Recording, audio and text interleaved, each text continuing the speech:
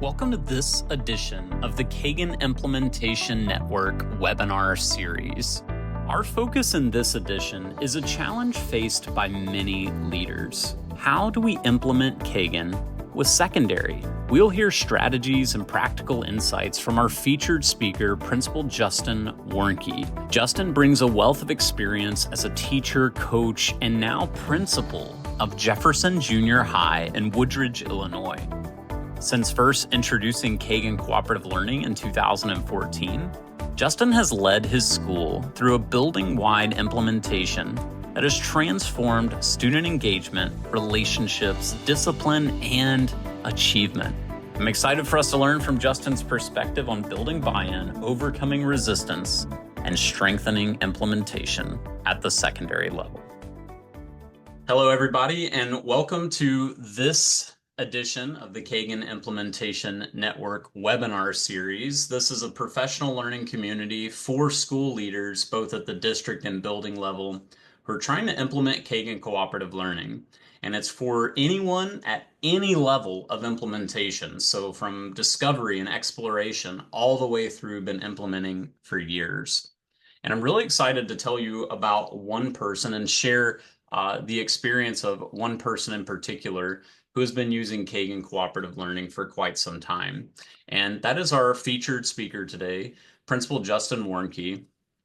Principal Warnke is currently at Jefferson Junior High in Woodridge, Illinois, and true veteran in education who's going to take up this topic with us of leading Kagan Cooperative Learning with secondary teams, which offers in itself a lot of different challenges, unique challenges. We still can do well, we still can implement in secondary, of course, but we want to make sure that we spread the word about all the ways that secondary might be unique. So we're taking that up today. Our protocol today is that Principal Warnke is going to share with us for about 10 minutes. We invite you to use the chat as our parking lot for questions. So our invitation is to think about things that resonate with you. What do you need to know more about?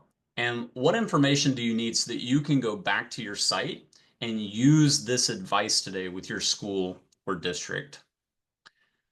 Here's some fun facts, a little bio about Principal Warnke. 21 total years in education. Warnke has served as a teacher, as a coach, and as an administrator, which is the current role. Principal Warnke is a Kagan certified trainer. Principal Warnke is also a husband and a father. I'm going to let him tell you a little bit more about that. He enjoys running, outdoor activities like fishing and hunting, and ice fishing every now and then, and accepting all challenges, including healthy debates. So I'm going to turn it over right now to Principal Warnke. Now we can just hear straight from you. Take it All away. right. Well, we got quite the audience. A lot of happy faces out there. Before we get into some implementation, I wanted to take a minute so maybe you can see yourselves and me as well. I have been married for 20 years to a lovely woman named Mary. She has successfully put up with me for 2 decades, and I'm lucky every day she lets me hang around the house. Just a lovely human being and just the most beautiful woman I've ever met in my life. We have five wonderful children that age ranges go from 25 years old to 16. Just started driving, got her license last week on the 25th. I have a 14-year-old, a freshman in high school, a 12-year-old son, and then a 9-year-old son. Professionally, I've been in education for 21 years. At the end of this year, this will be 22. Taught for only about 5 years. And then I got thrown into the dark side very young in my career. So I was about a 28-year-old administrator when I first started cutting my teeth. So like many of you, I'm sure your bosses found a leader in you or someone that wasn't afraid to shy away from difficult conversations, and they threw me in, and I was a very young AP, starting off on the southwest side of Chicago. If you are familiar with that area, it's kind of right by Berwyn and Cicero over there. Did 2 years at that school, and then Woodridge scooped me up as an associate principal. I served as the associate for 6 years and have been the principal for the last nine here. Absolutely love my school, love our community. We are truly a diverse community, linguistically, racially, ethnically, uh, socioeconomically. We're about 52% free and reduced, about 40% Caucasian, 20% African American, 33% Hispanic, and the rest Asian. We have 29 languages spoken in my school. Um, just a perfect melting pot of humanity. And I can't tell you, not only do I have the pleasure of learning a lot from my staff, but I learn a lot from my students every single day too. So Kagan came to Jefferson Junior High in 2014. The reason why we brought them in is in 2013 in the state of Illinois, we transitioned from Illinois state standards to Common Core state standards. And the rigor of the standards should have changed our teaching practices, but we didn't do anything new or different. So as a result, we were delivering this very rigorous curriculum the same way that we always had been teaching, and we straight up failed. Only about 15% of our kids met standards in math, and only about 20% of our kids met standards in reading. So we were really hurting. And it was tough for our staff because on the old Illinois state tests, we were about 96 to 100% of our classrooms were meeting standards. So when we got that wake up call, it really hurt. So we decided that we needed to engage kids in a different way. And I mean, Kagan's all about engagement. So we said, let's start here. So Jen and Rob came in and did 2 days of training with us. And what I'll say is in 2 years' time, we kind of jumped to the middle of the pack. And in about 2 years, 3 years after that, we've been living in the top 10% in the state of Illinois, as far as achievement is concerned. So we've hit that exemplary designation and have been there for the last 2 years. And I think we'll be there for this third year in a row. So we're very happy with what our staff is doing, but we had to implement it a little bit differently than the elementary schools. Secondary teachers are very different than elementary school teachers.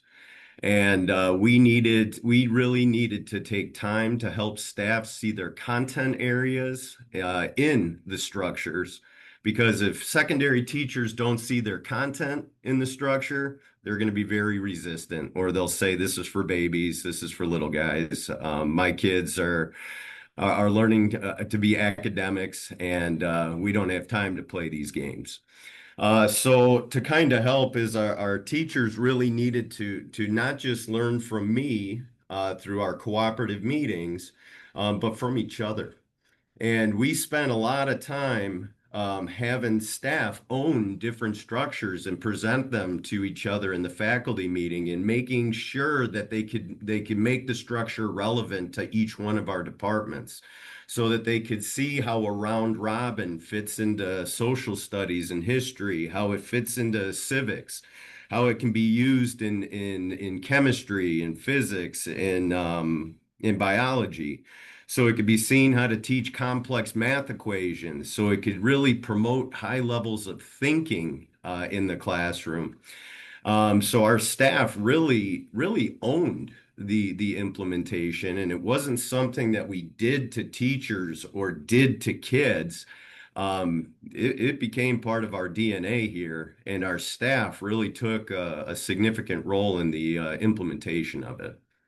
Now, one of our biggest rules that we came up with as a staff, and we all agreed that we were going to stick to, was secondary teachers ask some amazing questions that are very thought-provoking, that really have kids struggle a little bit. And we really value productive struggle. But our commitment to our kids was if our question was important enough to ask the whole class, It was important that every child answer that question. And the structures gave us a way to really engage all kids and hear from every single kid. Because if we're just calling on one kid at a time and we're making all of our decisions off of the kids that are responding, we're going to leave kids behind. Because who raises their hands in our classrooms? Well, it's the kids that know. And if we're not hearing from the kids that are in the pit that are struggling, well, we're not going to make the best instructional decisions for our class. So by engaging kids in the structure, not only did we get to hear from those high performers, but we also got to hear the misconceptions that our kids were making. And we were able to really, really be strategic in how we are laying out our instructional plans and meet all kids' needs. So, in addition to calling on everybody, we woke up little Mr. Sleepy that sits in the back and silently fails. We woke him up, but we also continued to push kids on the higher end.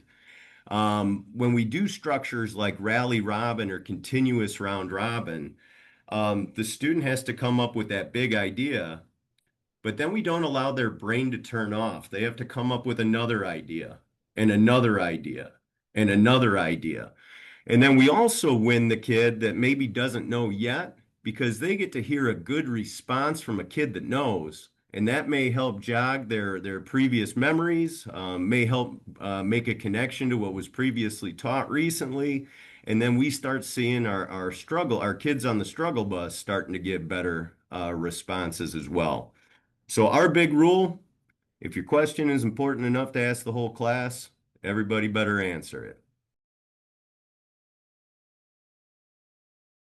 Um, Now with this, we also needed some help with some behaviors because we had some kids working very hard to get kicked out of class. And when we implemented cooperative structures, we started realizing that we started meeting a lot of different behavioral needs in the class. So the kid that needed attention, you bet they got attention from somebody else. Our kid that was, trying to avoid failure and blend into the wall, well, they had a much safer way to respond because it was a lot safer performing in front of one kid instead of 30. And when you get the kids up moving around, you start getting that oxygen and glucose up to the brain, and you start getting kids thinking a heck of a lot better. So we also saw some incredible behavioral growth from our kids too. Not only were we fulfilling their basic behavioral needs, but we significantly cut suspensions in half in our first year. And then within 3 years of implementation, we got our suspensions under 100. Um, that's not perfect, but it's a heck of a lot better than the 1,300 suspensions we were doling out prior to cooperative learning. So not only did we boost student achievement, but we really helped with a lot of student behavioral needs too. And let's be honest with ourselves, engaged kids don't have time to screw around. So the more that we held the kids accountable for their learning, we taught them that they couldn't hide, and it made learning more fun for our students. Now, one thing that we also agreed upon as a staff, and this may hit your ear a little funny, is we realized that Kagan needed to be a verb and not a noun. I don't know what your kids think about classwork in your schools, but our kids don't like assignments. They don't get excited when we ask them to do work. So if we are talking to our students and we say you need to do a stand up, hand up, pair up, well, then it becomes one more thing that the teacher's asking me to do. Instead, it needs to be an action for learning. So we make it a verb. So stand up, hand up, pair up, you're going to rally robin with your partner. We are clarifying an action for learning that we want the kids to do rather than giving them one more assignment to complete. Another thing that helped our teachers out a lot is we tried to make the cooperative learning as relevant as possible to the kids and really process the benefits for engaging and learning with another peer and how it helped them understand the topic better. So we really incorporated that reflection process after we did the structure so that they could process not just their learning, but also how it benefited them. Another way that we really helped our staff take ownership is we did a variation of the SAM Club in Kagan. That stands for the Structure a Month Club. Now, when we tried to do the SAM Club as it's originally intended, from my understanding, is you get the staff to rally around a structure. Well, in secondary classrooms, most kids are not spending their whole day in one room. They go to 8, 9 different learning environments. So we did our Structure a Month Club a little bit differently, where we would showcase 2 or 3 different departments at our Wednesday morning meetings, and each one would get up, give a demonstration of the structure, show how they connected it to their curriculum and the skills they were teaching, and then shared out the benefits and how kids benefited from doing that. So our social studies department got up, gave a presentation on a round robin variation. And they said, well, part of our social studies standards is kids need to be exposed to a variety of different perspectives and experiences. So when they did the round robin, the kids got to hear multiple examples, multiple responses, multiple positions on big, heavy hitting topics like, is war ever justified? So they got to hear a variety of different positions and a variety of different pieces of evidence to justify the answer to that question.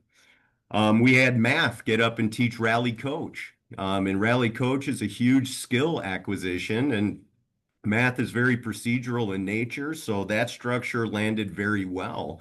And they got up and taught how they taught the quadratic equation with it, or Pythagorean theorem using it. And then did their best to connect it to other content areas as well. So when we're organizing an experiment for a chem lab, they did a lot of rally coach on safety, lab safety, on how to organize an experiment, how to analyze data. Our PE department took that presentation and said, wow, we can use this for our fitness testing. So when we're teaching kids how to do the fitness gram, we can use Rally Coach because this is procedural in nature too. And then we flat out asked the kids, how is this helping you? And we gave actual statements from the children to the staff so they could they could hear the value from the kids. Because if kids say, oh, no, another rally robin, a lot of times secondary teachers say, why are we doing this to kids? They hate this.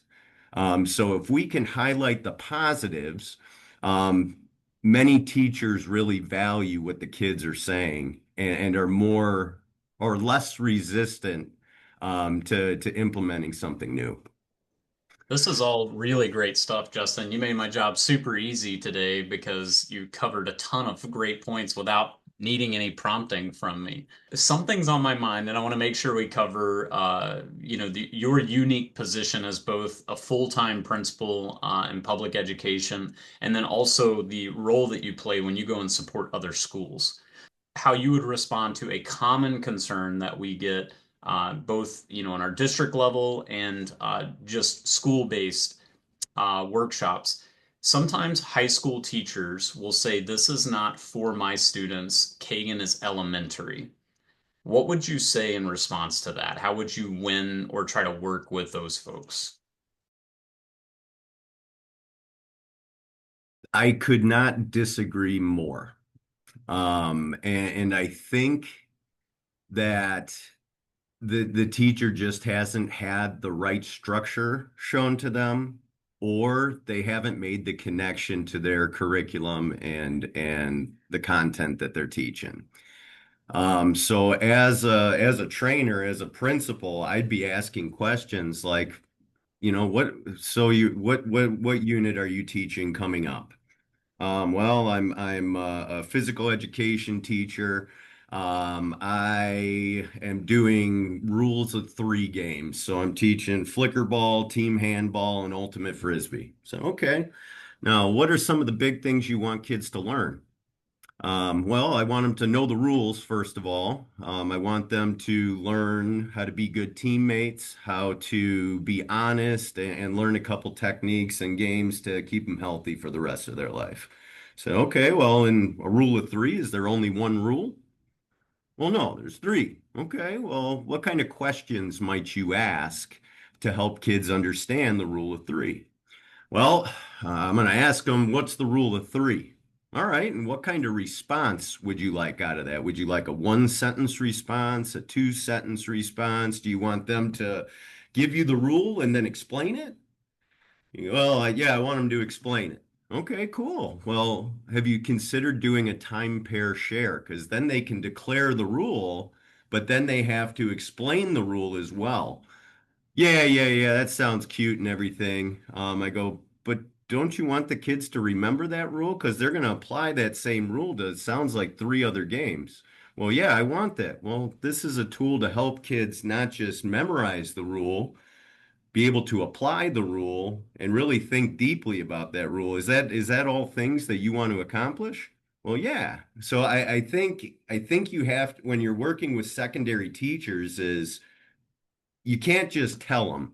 You have to help them arrive to the answer on their own. And the questions that we ask as coaches, as administrators, and as trainers are essential to help them come up with the answer on their own. Because if they can come up with the answer on their own, they're more likely to give it a try. Otherwise, it's just one more administrator telling them instead of really getting into a dialogue to help kids. I like that answer and I appreciate it a lot. What I interpret from that answer is not just telling them to give it a try or something, but actually inviting a conversation with them where you're asking them thought-provoking questions. That reminds me of cognitive coaching and letting them arrive at the answer as opposed to being told the answer. And when they do, they have more ownership, which was one of your key points Yep. here today. Well, what I want to do right now, I'm looking at the time, and we have 5 minutes left in the live session. So I want to switch over back to my slides and just talk through some of the key points that you covered beautifully for us. Some key points that Principal Warnke, this is what resonates with me and what I hope to offer to you all today in this webinar. This quote is really powerful, and I captured this from what was shared by Principal Warnke. If a question is important enough to ask the whole class, it's important enough for every student to answer. And my invitation to the leaders in this webinar today is to think about how you can spread this message with your staff. How do you invite this to be the rationale through which you begin spreading Kagan cooperative learning? Another key point that sticks out to me is thinking about engagement. Secondary students are not immune to engagement. They're not exempt from needing engagement. Adult learners need engagement. And so secondary students are going to need this too. One framing that Principal Warnke gave us in the webinar today was to make this a verb, not a noun. And the example was instead of saying do a rally robin, it was we're going to rally robin your answers, your thoughts, and just shifting that away from another assignment to the method of engagement. I thought that was a helpful um, frame. How can you start this conversation at your site? If Kagan is being looked at as, oh, this is just another thing we have to do versus an avenue to engagement, an avenue to achievement. And then finally, one more. There are so many shared today, but this is just three that stick out to me and I would love to highlight. This last one is that staff needs to own Kagan cooperative learning. And what Principal Warnke shared was using faculty meetings as a way to put ownership on teams. And the example was the social studies team getting up and sharing content, but then also being tasked, challenged with connecting to the other content areas, math, ELA, physics. How can all these content areas use the same structure? I thought that was very powerful. So how can you create ownership at your site? When can you get some faculty meetings together or PLCs where folks are tasked with the same challenge to connect to the content areas? And in what other ways can you help your staff see the content that these structures can be beneficial with? Principal Warnke has been gracious enough to share his email address with us. So if you would like to take a picture of that email, connect with Principal Warnke outside of the webinar today, I know he would be happy to connect with you and share more. If you would like to link another leader to this community, this is a QR code that you could scan with your phone, send them the link so that they can join our network and be a part of webinars just like this and get the most up-to-date links to the videos that we post. Those videos are now posted on our Kagan website, but you, as a part of the network, get an update and a notification when those videos are live. If something's been mentioned in the workshop today that makes you think we need to get that going at our site, if you need leadership support, engagement support, booking workshops, this is a QR code you can scan, fill out a brief form, and someone from our partnership team would love to connect with you so we can make your vision happen. I want to express deep gratitude to Principal Warnke for being with us today. Lots of great ideas shared. And certainly we can't tackle secondary in one webinar. We will take this topic up in other webinars, but I think Principal Warnke has given us plenty to think about. If you're in this live crew and you want to hang out with us for about another 15 minutes, Principal Warnke has agreed to stay on, so I'm going to end the recording right here, and anybody who wants to hang out, we're going to go for about another 15 minutes and continue to pick Principal Warnke's brain. Thanks for joining us today for the Kagan Implementation Network, and I hope to see you all soon.